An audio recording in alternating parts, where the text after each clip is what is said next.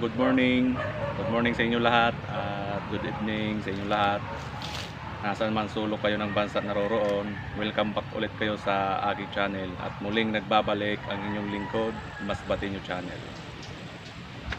For today's video, magtataka kayo kung bakit naka-uniform ako, naka-shades, may dalang itak, naka-pantalon at naka-safety shoes pa. Pero hindi ako mag-construction ngayon. Ang gagawin ko ngayon ay magpuputol ako ng kawayan dun sa baba. Yung kawayan na yun na puputulin ko ay gagamitin ko sa aking bahay. Gagawin kong andamyo o tungtungan para sa pagpuporma ng biga ng aking bahay. Alam mo ako, mag-construction. Bago ang lahat, salamat pala sa aking viewers at aking subscriber. Salamat sa inyong support sa aking video. Sana huwag kayong magsawang magsuporta ulit sa aking mga i-upload na video. At sa lahat ng mga silent viewers dyan, ay huwag nyo sanang kalimutang i-like, share, subscribe ang aking mga video. At paki-bell na rin po ng notification bell at para updated kayo sa aking mga i-upload na videos. Tara, punta na tayo dun sa puputulan ko ng kawayan. Samahan nyo ako. Bago tayo bumaba mga kabayan, pakita ko muna sa inyo yung paikot dito sa dadaanan ko. Ang ganda mga kabayan. Ang daming mga puno na makikita kayo dito. Napakalilim. Itong mga puno dito ay mga mga prutas. Mangga. Ang karamihan dito, avocado. Saka mga dalandan, santol at mga sagingan. Ayan. Tara mga kabayan, samahan nyo ako papunta sa baba para magputol ng kawayan.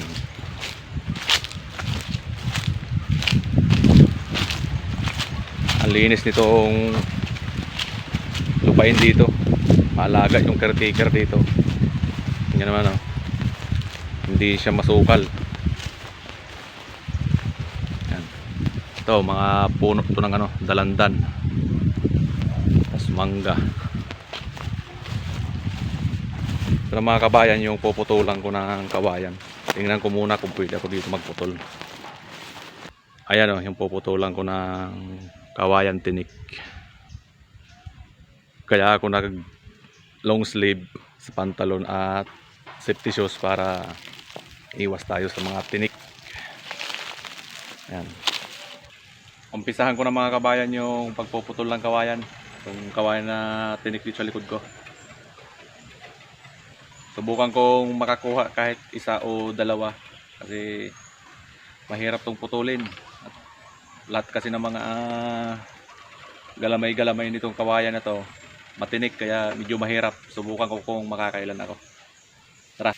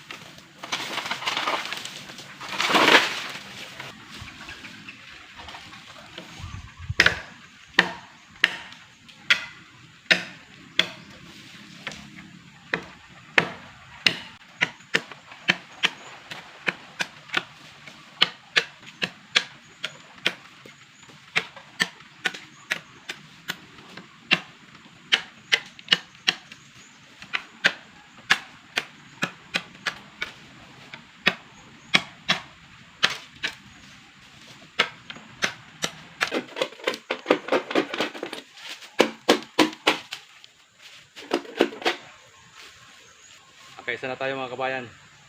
Ngayon mga kabayan, mayroon ako dito nakitang isang putol na. Baka ito yung mga kinuha nung unang nagputol dito. Kasi medyo sariwa pa naman. Hindi na nila nakuha, nakalimutan na. Pero di gaanong kahabaan. Ngayon kukunin ko na lang siya, huhugutin ko para sayang naman to eh. Hindi na ako dito maghihirap magputol.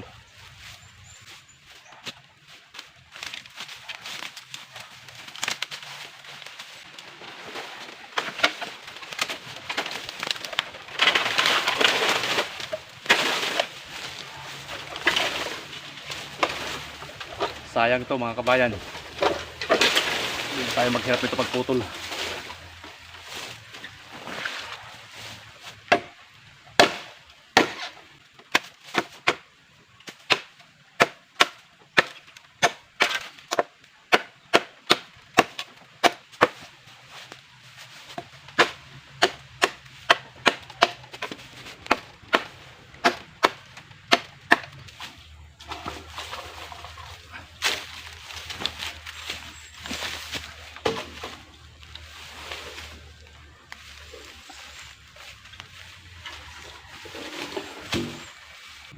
Ito mga kabayan yung yung pangatlo kong puputulin na kawayan.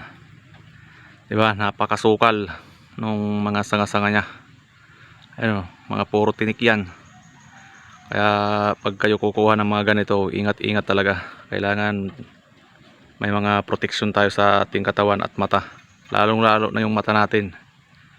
Dahil yung mata natin hindi na 'to mapapalitan pag ito natusok. Kaya bago kayo magputol dito mga kabayan, linisan nyo muna yung mga na yan, tabasin nyo muna yung mga sanga-sanga na yan. Hindi basta-basta papasok lang ng papasok dyan. Baka yan yung ikatusok ng mata natin.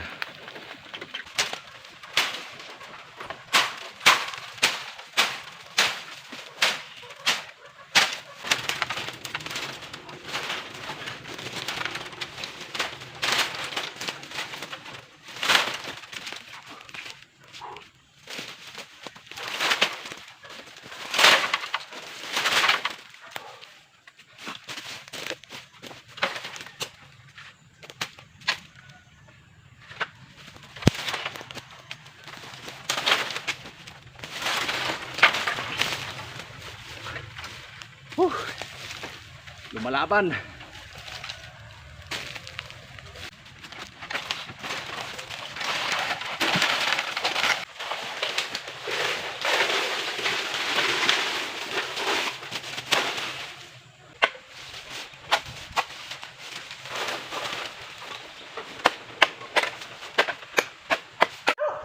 Ngayon mga kabayan, naputol ko na yung pangatlo. Ayan yung sa gitna na yan. Tapos yung pangalawa, yung nandun sa may malapit sa puno ng kawayan. Ang haba nitong pangatlo kong pinutol.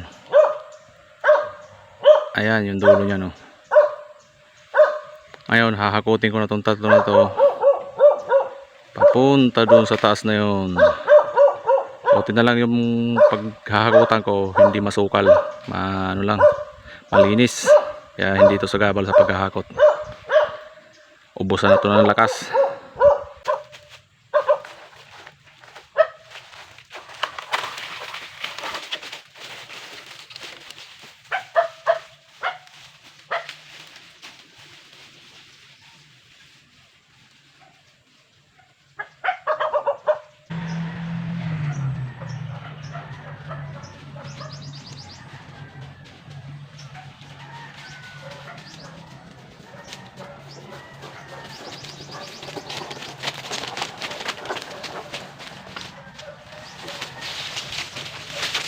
Ngayon mga kabayan, ito yung pangatlo na hakutin ko.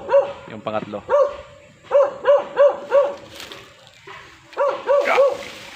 Medyo mag-anggaan lang ito kasi medyo maiksi na ito.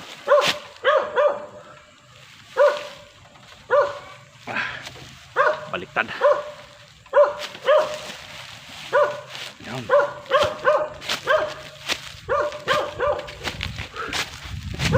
Hingal.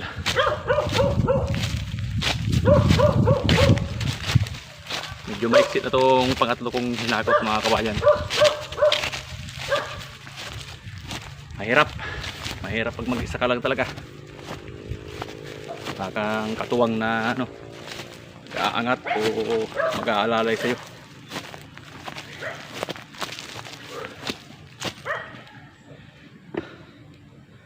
Sige mga kabayan, hanggang dito na lang yung aking video. Sana magustuhan nyo itong aking video ngayon. Huwag nyo kalimutang mag-like, share and subscribe. Bye bye. Hanggang dito na lang yung aking video. Kapoy.